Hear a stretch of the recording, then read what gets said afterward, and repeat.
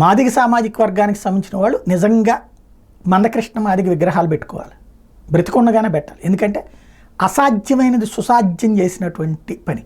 పాపం తను రాజకీయంగా ఏమాత్రం సంపాదించుకోలేకపోయాడు. ఆయన కనీసం ఎమ్మెల్యే గాల, ఎమ్మెల్సీ గాల, ఎంపీ గాల పోటీ చేసినప్పుడు ఓటమి పాలయ్యారు. అంటే తను ఏ జాతి కోసం పోరాడారో ఆ పోరాటమే మిగతా వాళ్ళని దూరం చేసి, ఓట్లకి దూరం చేసింది. రాజకీయంగా సక్సెస్ కాలేకపోయారు.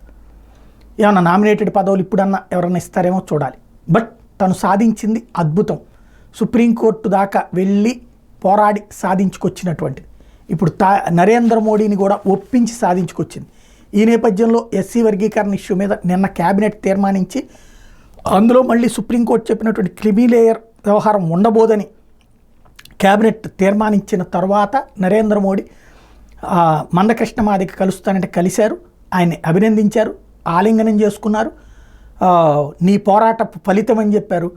అలాగే ఆయన కూడా, మందకృష్ణ కూడా, మీరు మాట ఇచ్చారు, నిలుపుకున్నారు అంటూ ధన్యవాదాలు చెప్పారు.